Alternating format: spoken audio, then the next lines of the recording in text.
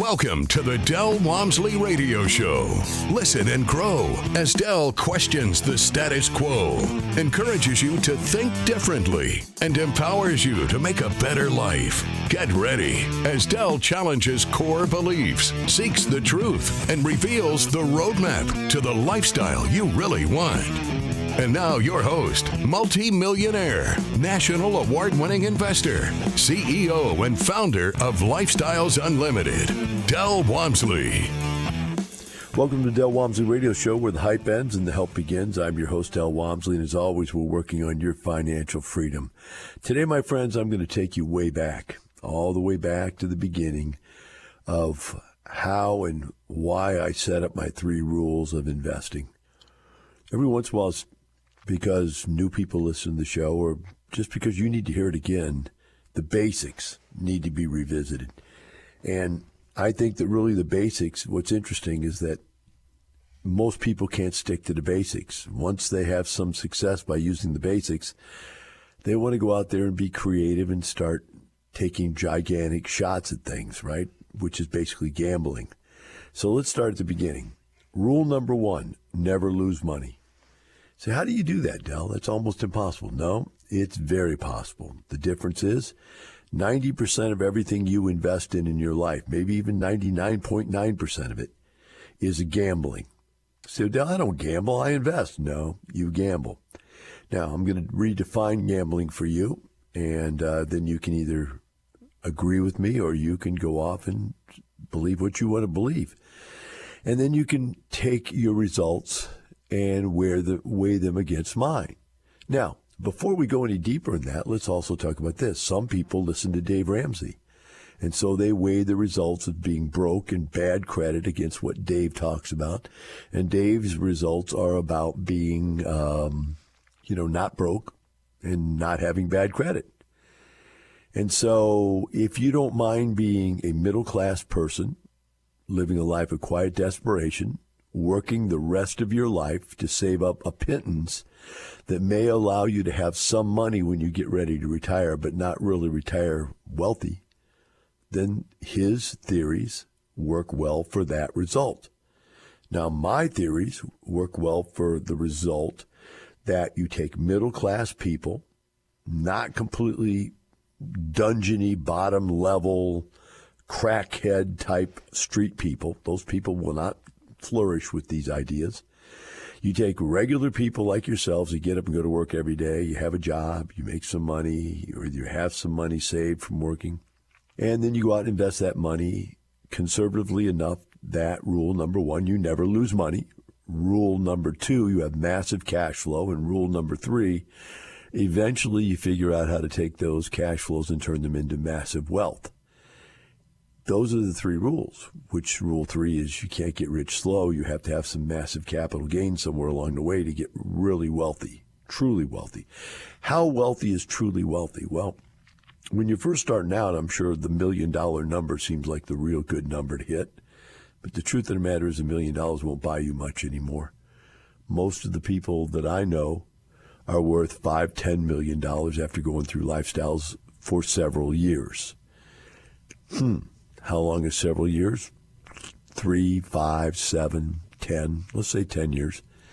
And if they keep doing what they did in the beginning, which got them up to the $1 million, and if you keep doing it, you'll get to the 2 and the 5 and the 10, right? It's just a matter of consistency. But a lot of people can't hang with consistency, like a diet. Worked real well for me for about 2 or 3 months, and I got in really good shape, and then I stopped. Don't know why. You would believe that the results would continue if you stopped dieting. Like, well, I'll just coast. All right, well, maybe that's what you're doing financially, too, is coasting. So let's start with speculation. People don't like to say that they're gambling. They don't want to admit to their spouse that they're gamblers. But I call everything you're doing gambling because it's really speculation. What are you speculating on? You're buying anything that you buy with the hope of the greater fool theory. What is the greater fool theory?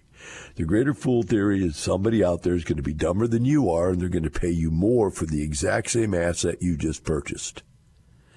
And Whether it be real estate, hey, I'm buying this house because it's in a good part of town, or it's on a lake, it's always got to go up. It's on the ocean front, it's always going to go up. Or you're buying stocks, in the long run over the last 200 years, the stock market's gone up at 10% a year, blah, blah, blah, whether it's gold is, there's security, whatever it is, you're buying with the hope that it goes up in value, meaning somebody else is going to pay you more for it, right? That's your goal, is that you can guess which assets to buy that will go up in value. Now, I've had this article on my show before where they talked about some college, in fact, because I don't remember the exact details, I'm just kind of making it up, but it's actually a supposedly true story, that at some college they decided that they were going to run a test, and they took the best stock pickers in the world, and they took a monkey who threw a dart at a Wall Street Journal each day, and that's how they picked stocks. 10 years later, they had the same result. There was really no difference. In other words, no matter how smart you are, you're not outpicking the monkey. So the bottom line is the reason is because it's speculation, and speculation has odds, right? And if you're really, really good at what you do, maybe you're good at picking those odds and you do a little bit better, but all those odds go to nil the day the stock market drops 40%. So all those gains that you made disappear. I know, I went through this. I went through it. I paid the price. I thought I was pretty smart when I was doing it. I thought, because I'm a pretty sharp guy, I think. We all think that about ourselves, and I think that about myself, that I was pretty good at picking the odds and picking the stocks and so on and so forth. And I was getting great gains over and over and over and over and over again until I didn't. Until one day, boom, I lost 40%, 50% of my net worth. And then I realized it was gambling. It was speculation. And so I got out of it and never went back, realizing that the most important thing is no matter how hard I work and no matter how much money I save, what percentage of what I earn that I save, in other words, how really hard I try to affect my financial position, none of it matters if the stock market or whatever market I'm in or whatever asset I buy drops by 40% on me. So in that particular situation, I decided to look for other things, and what I found was hard assets. See, in the stock market, you don't own the company. You don't control the company. You have no way of making your asset make money or improving its asset value. With real estate, I found I had both. I had control over how it made money and how much it made, and I had control over what its value was because I could change its value by fixing it up and so forth. But one other thing that I found in real estate that you could not do in the stock market, and that was I could buy it below what it's worth. So today, if you went out in the stock market and said, I want 100 shares of Microsoft, whatever that price is, that's what you're going to pay. You go to your stockbroker and go, no, that's not what I want. I want, while the stock is selling at $100 a share, I want you to go find me somebody to sell to me for 50 cents on the dollar or 75 cents on the dollar. That's what I want. And you go, and the stockbroker goes, what? There's no way. That isn't going to happen. No one's going to sell it to you. Yet I can go out in the real estate market and say, okay, I want a house that's worth $100,000, and they don't make those anymore, but let's say $200,000. And I want to buy it at $150,000 or less. And believe it or not, we find those deals all the time. So I have instantly made $50,000 of forced equity. The difference with real estate is you own an asset. The market, whatever it is, whatever it does, it doesn't matter to you. You're not out there playing it on a market every day. If you buy your real estate, now let's start with, you buy it low enough price that you've made some money going in. A lot of people buying real estate to try to get Rule 3, which is you can't get rich slow. You have to go out there and get a giant capital gain and sell and take the money and go do it again and do it again and do it again. Let's come back to that. That's very aggressive, but it's not your first move, and it's not your long-term move. Your long-term move is increase your cash flow. So we make moves in the future that will sell something and make a giant capital gain. But we're only doing that when there's too much equity in the property. It's starting to lower the rate of return on our investment, which is hard for people to understand. But the more equity we have, dead equity in the property, the lower the rate of return is. So when we go out there, rule number 2 is there's got to be cash flow. What I've done for 33, 34 years of investing, whatever it's been, 35 maybe, is I have increased my cash flow every year. And it's to the point now where I was trying to go through my credit cards the other day, and, I was going to give my wife a good tongue lashing for how much money she was spending. And then I realized it doesn't really matter because my built-in cash flow is so high that even though she has a lot of fun spending a lot of money on her personal desires, it doesn't really affect us because it's still only just a very, very minute portion of our total monthly cash flow. So you see, because I built up the cash flow, right, we can live whatever quality of life we want to live, her included. If I didn't have the cash flow and had capital gains, you would see like a guy just announced he's one of my students that ran off and did a real estate guru course himself, made a bunch of money, and then quit. Now he's run out of money again, so he's starting his guru courses back up again, and starting to buy real estate again. And, you can just see that he's got to get back in it.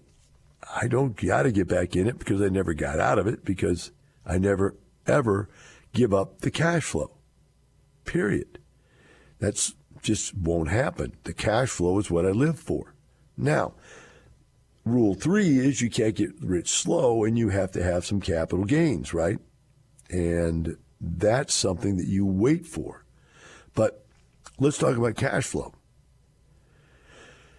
When I first started Lifestyles, a lady made me a shirt. She embroidered it on her. She had it somehow printed, said, "It's the cash flow, stupid." What does that mean? Why do you get up and go to work every day?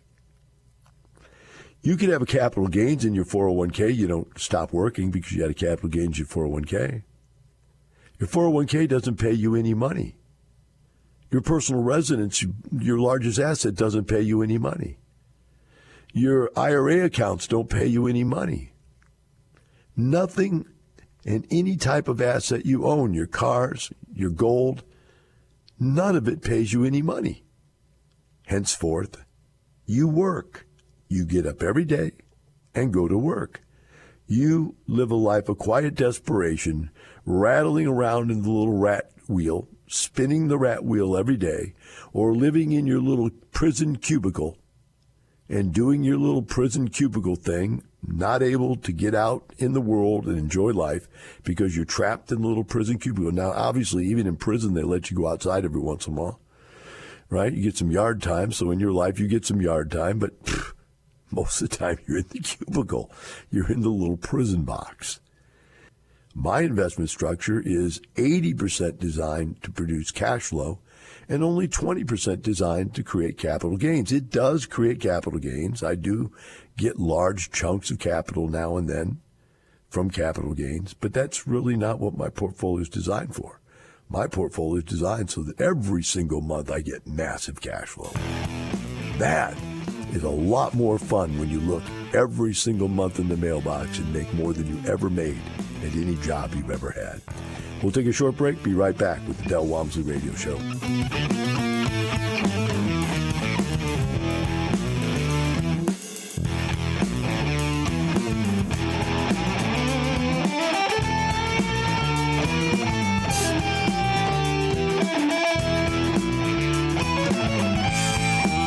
Teaching you with a roadmap to creating the lifestyle you really want. Keep listening. The Del Walmsley Radio Show returns in moments.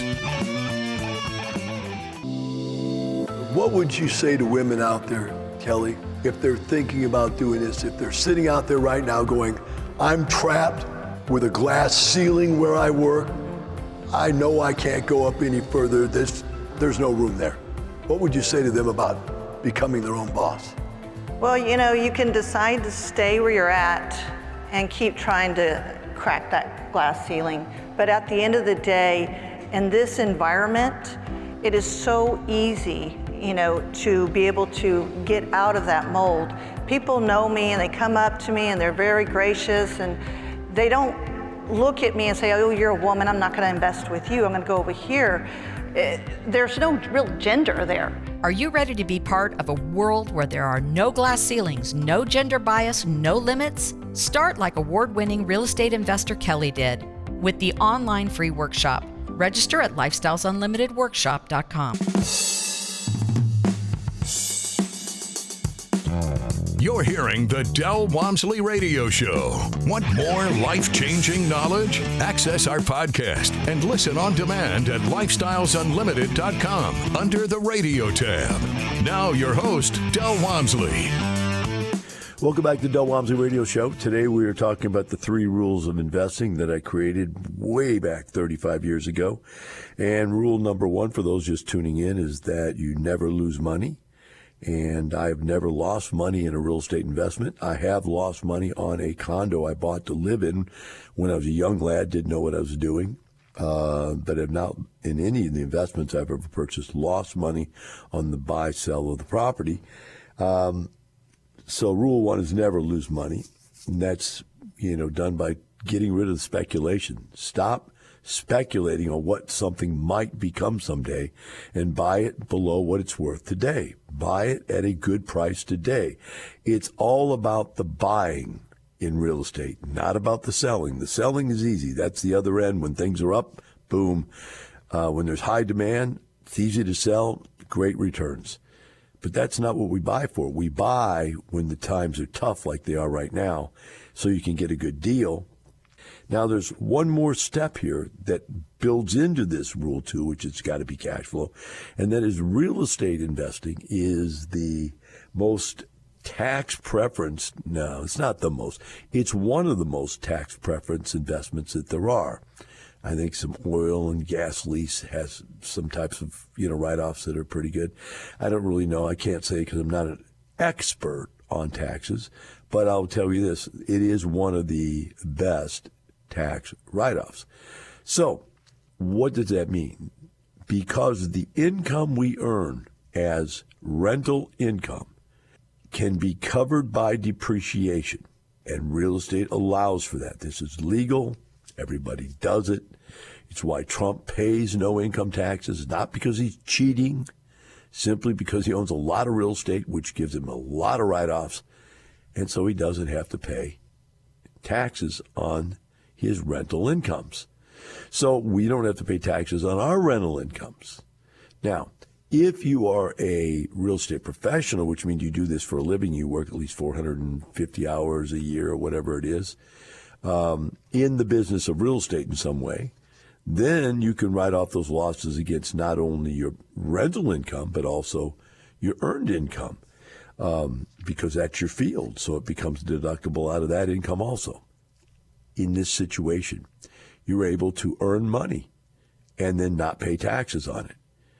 I've had real estate companies, real estate owned, and I've worked in the real estate.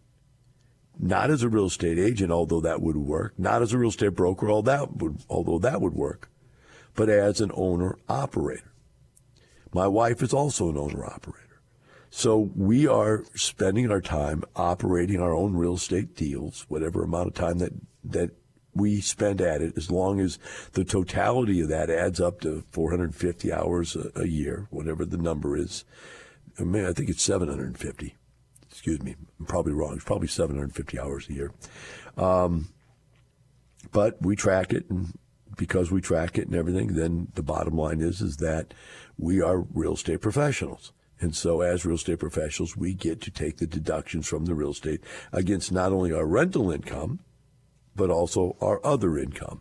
Now, what that means is on the businesses that I have that are businesses, like my seminar company, my consulting company, like my real estate sales companies, like my mortgage company, like my software companies, those create income that is taxable, earned income. But I get to write off my real estate deductions against those also because of being a real estate professional, right? So what does that mean? That means, you're paying these taxes in all year long, the estimated taxes you have to pay in. At the end of the year, boom, you get a large amount back.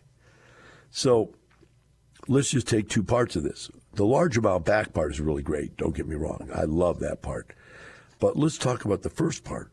You're out there working right now, and you're making $100,000 a year. And I keep using $100,000 for everything, just easy math for the radio. So you make $100,000 a year. You don't take home $100,000 a year. You're paying 15% income taxes, 7.5% Social Security taxes, and if you work for yourself, you're paying 15% Social Security taxes and Medicare taxes, right?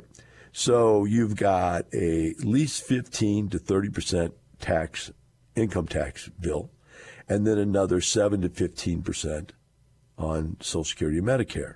That could be anywhere from 30% to 45% that you're paying. So you take that off. We'll just take 30%. You make $100,000. You're really only living on $70,000 a year. You don't have to replace $100,000 a year in real estate. Unlike if you had to go find some other way to make income, when you earn income, have to pay income taxes. But when you earn the income by being a real estate professional or investor, first of all, the income that comes out of the real estate invested in is allowed to use the depreciation to cover that income so that you don't pay taxes on it. And because it's not employment income, you don't pay Social Security or Medicare either. So no income tax, no Social Security, no Medicare taxes, right? You probably are also depositing, or you're probably also contributing to a 401k or an IRA. So that's more money out of your check, meaning you're really taking home less than $70,000 a year. And remember, if you're self-employed, it could be as high as 45% is paid in taxes, and you're only taking home $55,000 a year. Now you're taking out some 401k and IRA. So, well, Del, don't you take out 401k? No, I don't, because my investments pay me. I don't pay them. There's no reason for me to make a payment of $500 a month to my investments. You and your 401k, you have to pay money to it. It eats up money left and right. Your personal resident eats up money every month. You have maintenance and repair on it, plus your mortgage payment, your taxes, and your insurance. Your 401k, you have to contribute to. Your IRA, you have to contribute to. If you want more gold, you have to buy more gold. But in real estate, it just pays us money. Totally different. And it pays us tax-free income.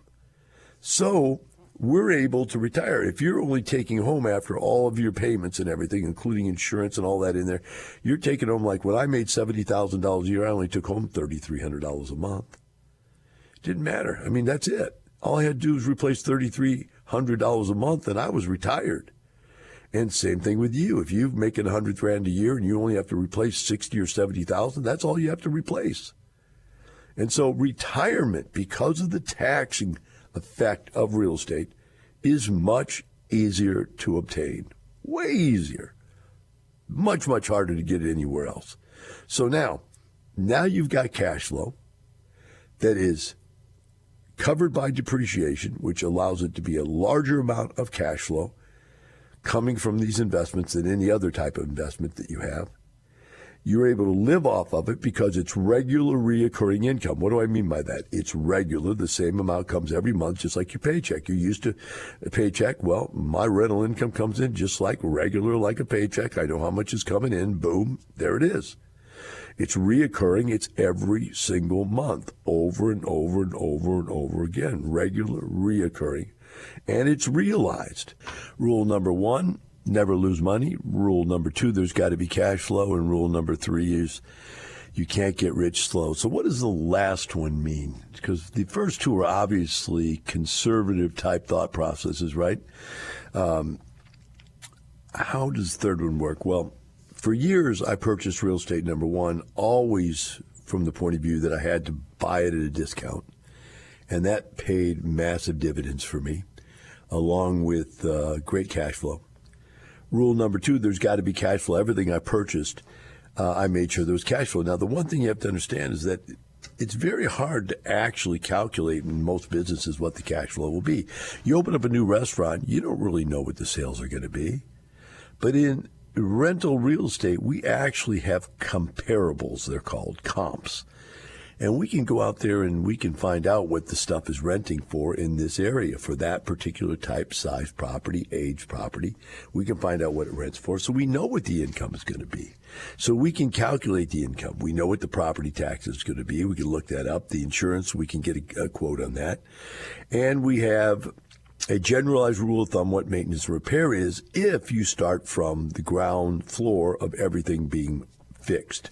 And that's where a lot of people lose this thing. They buy something, or even worse, they inherit a piece of real estate that they turn into a rental. So let's talk about had a house and your wife had a house, you got married, now you have an extra house. What do you do with it? You turn it into a rental property. What you don't realize is both of you have been living in your houses for 4, 5, 8, 10 years, and they have maintenance and repair issues. If you turn it into a rental house before you fix all that stuff, something is going to go wrong on a tenant, and you're going to get calls. And then you're going to think, oh, my gosh, if I didn't have this tenant in there, I wouldn't have these calls. That's not true. Stuff would have broke down on you. You just wouldn't have got so hyper about it. But because it's a rent house, you're saying, oh, my gosh, look at what it's doing to me. It's not, I'm not getting any cash flow because I have these repairs. So the secret is just do all the repairs up front.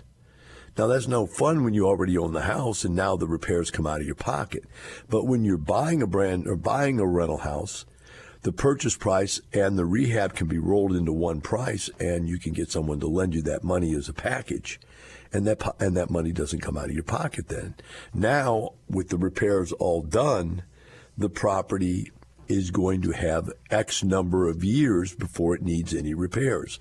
Now, caveat, you put a bad tenant in there and don't follow the correct screening procedures, that tenant, bad tenant, could and probably will tear it up. And then you're going to have expenses that you didn't plan on. Bad people are bad people. We call them purple Martians. Why purple Martians? Because they come in every color except purple, which is why we can get away with calling them purple Martians, because it has nothing to do with sex, race, age, any of the things that you don't want to discriminate in business on. It's not right to do that. You screen your tenants, you make a better decision, and hence they don't destroy the property. And if you've done all the repairs up front, there's nothing to go wrong. You're going to get between 5 and 10 years out of the property. Why 5 to 10? Because some things wear out in 5 years and some things wear out in about 10 years. And it just depends on, did you replace the 5-year stuff, right? So you've got stuff that only lasts about 5 years, and if you replace it, you get 10 years with it. I'm sorry, there's stuff that lasts 10 years, but if it's already 5 years old, you get 5 years out of it. That's all that's left. If you replace it, then you get 10 years. So most of us won't replace something that doesn't need to replace for 5 years, but then you realize, 5 years from now, I'm going to have a cost. You just got to calculate that in. If you do, then you understand what your expenses are, you know what your income is, you know what your expenses are, and you know what your cash flow is. Hence, you're able to predict your outcome, which in most investments you can't really predict, nor do you have the control to predict what will happen. So there it is, my friends. Let's not ever lose money again in any investment. Let's have massive cash flow that allows us to retire. And then every once in a while, let's hit it big, out of the park, and make $1 million in one transaction. I've done that many, many, many times. And every time I do it, I'm very excited about it. But do I go invest just for that? No way. I still go invest for the cash flow. So I can tell you this, it's not the money, it's the lifestyle. Have a wonderful day. The information and opinions you hear on the Del Walmsley radio show are those of the host, Del Walmsley, his guests, and his callers. The Del Walmsley show is for entertainment purposes only. Please consult a professional regarding your personal investment needs. Nothing presented on the Del Walmsley show constitutes an endorsement, recommendation, offer, or solicitation to buy or sell any product or security.